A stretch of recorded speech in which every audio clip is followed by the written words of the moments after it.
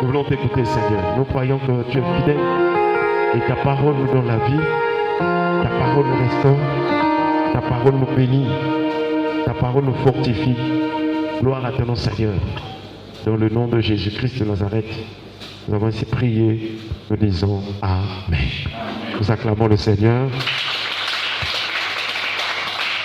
Voilà, nous sommes en train de continuer des sous-thèmes sur notre thème de base.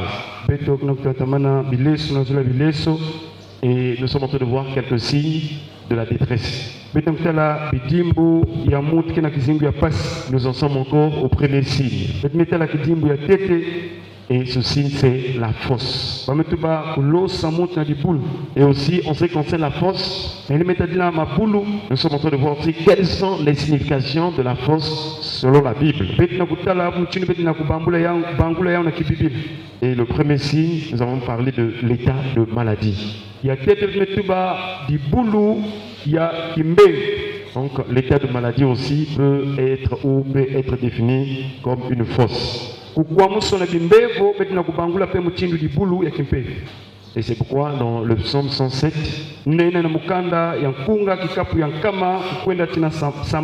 David déclare qu'il envoya sa parole et les guérit. Il les fit échapper de la fosse. Chers frères et sœurs, l'état de maladie aussi c'est une fosse. Mais nous croyons que Dieu est capable de nous en délivrer. Nous avons donné cette parole de Jésus devant les chefs religieux.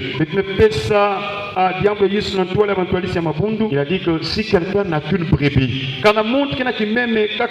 et que celle-ci tombe le jour de sabbat dans une fosse, ne la saisira pour l'en retirer. Et nous croyons que Jésus étant Dieu,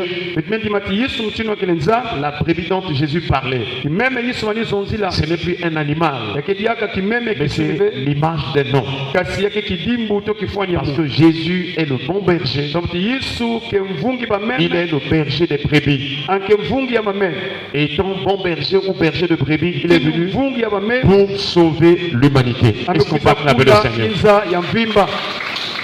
Chers frères et sœurs, ce soir nous voulons voir encore une deuxième signification de la fosse. En dehors donc de l'état de la maladie, la fosse aussi peut signifier les persécutions. Lorsqu'une personne traverse des moments de persécution, cela voudrait dire aussi que sa vie est dans une fosse. Et nous avons vu dans la Bible que le but des persécutions, c'est de pousser une personne à abandonner même les ordonnances de Dieu.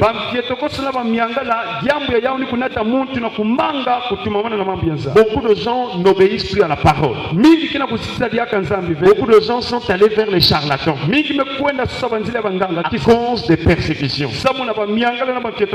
Donc le but de persécution, c'est de pousser aussi les enfants de Dieu à ne plus obéir aux ordonnances de Dieu. Que signifie persécuter? Persécuter veut dire tourmenter. C'est tourmenter sans relâche. Persécuter ou les persécutions veut dire aussi opprimer. Ça veut dire aussi poursuivre en importunant. Donc la personne est poursuivie mais aussi est importunée. Et c'est pourquoi vous voyez beaucoup de gens, ils manquent de paix. Tellement qu'il y a des persécutions. Et ils sont troublés. Ils n'ont point de paix. Mais ce soir, il y a une bonne nouvelle.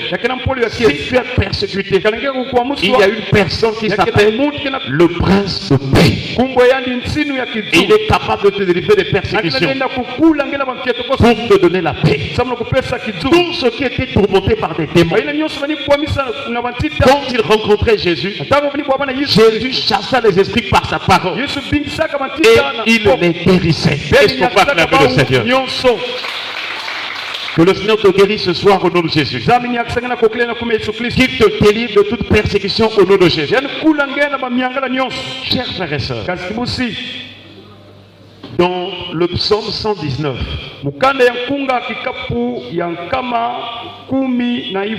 le verset 85 au verset 87.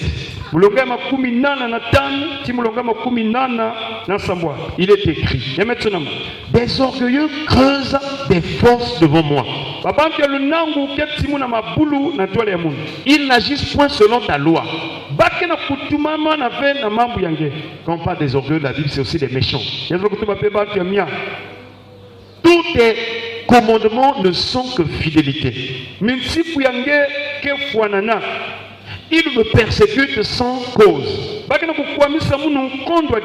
Ensuite il dit: secours-moi. Est-ce qu'on parle de le Seigneur? Il dit: secours-moi. Ensuite il dit: ils ont failli me terrasser et m'anéantir. Et moi, je n'abandonne point tes ordonnances. Est-ce qu'on parle de le Seigneur? Voilà la condition d'une vie. Voilà la situation d'une personne qui est dans les persécutions. Et dans ces paroles-là, nous voyons des points et des étapes. Et aussi la manière d'agir de ces orgueilleux. Il dit: les orgueilleux creusent des fosses devant moi. Donc avant que les méchants n'entament leurs persécutions, leurs attaques, ils préparent les fosses. De sorte que s'ils réussissent à atteindre la personne, on va prendre la personne, on va la jeter dans une fosse. Je ne sais pas si me fait comprendre. Donc il y a des forces qui sont creusées. Voilà pourquoi quand tu es dans la prière, il faut déclarer que tous ceux qui ont creusé des forces contre moi, eux-mêmes ils doivent tomber dans ces forces au nom de Jésus. Alléluia. Amen. Chers frères et sœurs, il dit: des orgueilleux creusent des fosses devant moi. Ils n'agissent point selon ta loi. Ceux qui te persécutent, ils n'agissent point selon la loi de Dieu. Ils ne font pas les choses selon la loi de Dieu. En ce sens, on peut dire que ce sont des étrangers à la vie de Dieu. Ce sont des gens qui vivent hors la parole de Dieu. Ils ont une vie vraiment animée par des démons, des esprits impurs. Parce que s'ils étaient dans la parole, ils auraient fait du bien. Mais comme ils sont en train de faire le mal, ils ont une vie étrangère. Ils sont étrangers. Ils ne sont pas de la maison de Dieu. Chers frères et sœurs, nous voyons donc que ces persécuteurs-là n'agissent point selon la parole. Et donc toi aussi, quand tu chauffes la prière, tu dois être déterminé jusqu'à remporter la victoire. Parce que les mots que nous voyons ici, ces mots nous rappellent une lutte. Il dit: tous tes commandements ne sont que fidélité. Si toi tu obéis à la parole, si toi tu vis selon la parole, quels que soient les persécuteurs qui viendront t'attaquer, toi quand tu vas obéir à la parole, dans cette parole il y a des promesses. Dans cette parole il y a la vie. Dans cette parole il y a l'Esprit de Dieu. Quand tu obéis, la vie de Dieu, l'Esprit de Dieu agisse en ta faveur et les promesses s'accomplissent en ta faveur. Or, dans les promesses, il y a des promesses de bénédiction, mais aussi il y a des promesses de jugement sur les adversaires. Et quand tu obéis à la parole, Dieu va accomplir les promesses de jugement, de sorte que les persécuteurs tombent devant toi. Alléluia. Amen. Voilà pourquoi tu ne dois pas craindre quoi que ce soit. Il dit: ils me persécutent sans cause. Beaucoup de chrétiens se posent des questions, mais qu'est-ce que j'ai fait aux gens? Moi je suis pas bien avec les gens. Je ris avec tout le monde. Je salue tout le monde. Mais l'ennemi, il n'a pas l'amour. Que tu fasses du bien ou pas, lui il est venu pour te combattre. Il est dans une colère. J'allais dire, il est en fureur. Parce qu'il sait qu'il a peu de temps. C'est ce qu'Apocalypse chapitre 12, verset 12 nous rappelle. La partie B de ce texte dit: malheur à vous terre et mer, car le diable est descendu vers vous, animé d'une grande colère, sachant qu'il a peu de temps. Alors il est en fureur.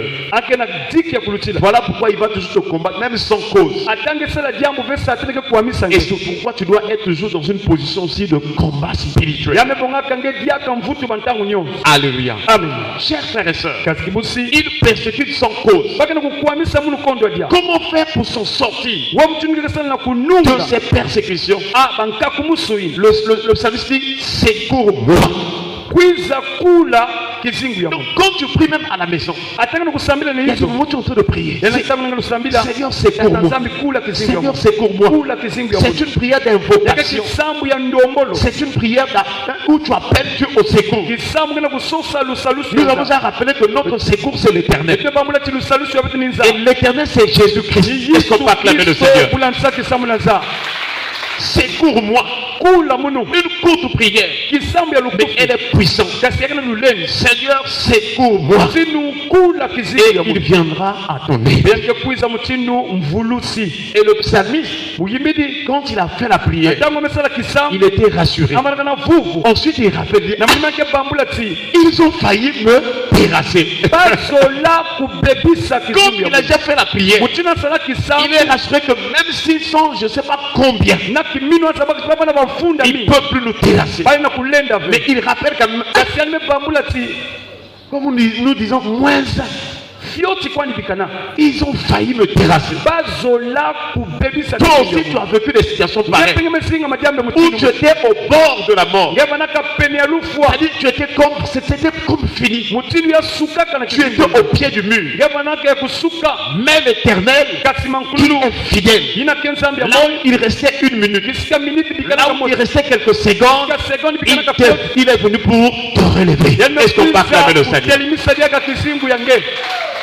Voilà pourquoi nous disons que quand tu dors, quand tu te réveilles, ce n'est pas vraiment un hasard. Et il y a des combats et des choses qui se passent. Mais à la dernière minute, le Seigneur intervient. Et le matin, tu te réveilles. Te voilà encore marcher et parler. Et donc, ils ont failli me terrasser. Terrasser veut dire abattre. Ça veut dire renverser quelqu'un. Quand nous étions à l'école primaire, quand deux personnes étaient en train de se battre, celui qui faisait tomber l'autre, celui qui jetait l'autre à terre, avant que le combat finisse, tout le monde: il a gagné. Donc quand tu fais, celui qui fait tomber le cœur, il a gagné. C'est ce que c'est l'ennemi fait. Lui, il veut te jeter à terre. Il veut te jeter dans une fosse. C'est ce qu'on appelle terrasser. Terrasser veut dire renverser une personne. Terrasser aussi veut dire rendre incapable de réagir. Rendre incapable de réagir. Rendre incapable de résister. Je ne sais pas si tu es dans cette condition. Les combats sont multiples dans ta vie, mais tu n'arrives pas à résister. Tu n'arrives pas à réagir. Quand le mari de lui arrive, tu n'arrives pas. Quand tu vois les gens te poursuivre, tu n'arrives pas à résister. Tu n'arrives pas à réagir. Pourquoi? Alors la journée, tu dois demander au Seigneur la force et la puissance. Le psalmiste a dit: tu exerces mes bras, mes bras au combat et mes doigts à la bataille. Quand tu pries la journée là, laisse ton esprit doit enregistrer la puissance de la prière. Quand tu as une vie de prière intense, la puissance de l'esprit, ça rentre dans ton esprit. C'est ce qui fait que même quand tu t'endors, quand tu es dans le sommeil, quand l'ennemi arrive, ton esprit sera fort et ils peuvent réagir et résister à l'ennemi. Est-ce qu'on peut acclamer le Seigneur? Reçois la force de réagir dans le spirituel au nom de Jésus. Reçois la force de résister l'ennemi au nom de Jésus. Chers frères et sœurs, je ne sais pas si ce soir tu étais faible, mais la bonne nouvelle, c'est que le Seigneur est vivant. On a prié avec quelqu'un la semaine passée. Cette personne, depuis son enfance, elle avait une visitation. C'est un esprit, c'est une personne qui est rentrée dans sa chambre. Dès que cette personne entre, elle est hypnotisée. Elle est comme paralysée, elle n'arrive plus rien. Il disait, pasteur, la personne en question a une grande autorité, donc je n'arrive même pas à bouger, je suis paralysé. Et le lendemain, quand elle se réveille, ce sont des maladies qui sont suivies. Jusqu'à arriver parfois à faire des crises. Chaque fois c'était comme ça. Chaque fois c'était comme ça. On lui a dit, ma soeur, est-ce que Dieu t'a créé pour vivre toujours cette défaite? Nous croyons que l'homme de Galilée, Jésus de Nazareth, il a obéi jusqu'à la mort de la croix. Pour que là où tu étais faible, que tu reçoives la force. Donc désormais, avant même de dormir, proclame la victoire. Elle a commencé à prier. On lui a montré les armes spirituelles. Elle commence à prier. La première fois, la personne est encore venue. Elle semblait être paralysée. Elle commence à s'inquiéter. Mais il est encore venu. Vraiment, je ne comprends pas. Je lui ai dit, c'est un combat. Dans les premiers temps, l'ennemi semble résister. Mais il va toujours tomber. Parce que lorsque Moïse faisait des prodiges, dans les premiers moments, quand Moïse fait un miracle, les magiciens de Pharaon aussi faisaient des miracles.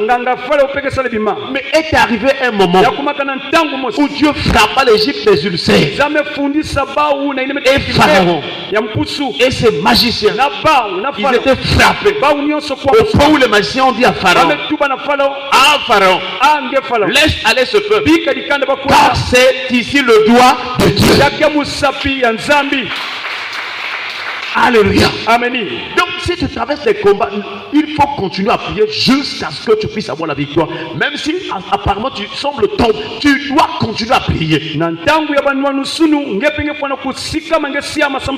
Plus tu persévères, plus tu augmentes en intensité ta force et ta puissance. Alléluia. Amen. Et à la fin, et Pharaon et son armée, et vraiment l'armée d'Égypte, eux tous, ils étaient engloutis dans la mer. Et la sœur là, on a prié. On a prié. Et la dernière fois encore, la personne arrive. Elle veut rentrer. Elle n'arrive plus. Elle veut faire ces trucs pour que la sœur là soit paralysée. Rien du tout. Il y avait une séparation. Il y avait une muraille entre cette sœur et ce géant là. La muraille de protection. Que Dieu te protège nuit et jour. Qu'il veille sur toi. Quand tu es debout, quand tu es assis, quand tu marches, partout tu iras, sois environné de la protection divine au nom de Jésus. Chers frères et sœurs, et là où nous parlons, la sœur est en bon état, en bonne santé. L'ennemi a dit, ah vraiment, alléluia. Amen. Chers frères et sœurs, l'œuvre que Jésus a accomplie à la croix, c'est réel. C'est la vérité. La sœur là a vu dans les rêves, on lui a montré qu'elle était vendue et des pasteurs étaient là en train de intercéder pour elle. Et il y avait un autre pasteur là. Il dit, papa, j'ai vu un pasteur là qui était un peu mince. Un pasteur qui était mince. Qui était il était là. Il nous fait ou bien voilà, cher. Donc il y a un pasteur qui était en train de monter la garde jusqu'à ce que sa situation finisse. Est-ce qu'on peut acclamer le Seigneur? Chers frères et sœurs, j'aimerais te dire en prenant cet exemple que si tu as traversé des moments où on te terrassait, où on t'anéantissait, ce soir, reçois l'onction et la puissance. J'allais dire que tu as le Saint-Esprit. Crois que la puissance de Dieu est en toi. Et maintenant, c'est l'ennemi qui sera renversé. C'est l'ennemi qui sera anéanti. Parce que tu as en toi l'esprit. Tu as la parole. Tu as la puissance. Tu as la foi. Tu as toutes les armes spirituelles pour résister dans le mauvais jour. Est-ce qu'on va acclamer le Seigneur? Baissons les têtes dans la prière. Nous allons remercier le Seigneur pour sa parole. Élevons-nous à prier le Seigneur au nom de Jésus. Rends grâce au Seigneur. Dis merci à Jésus pour sa parole.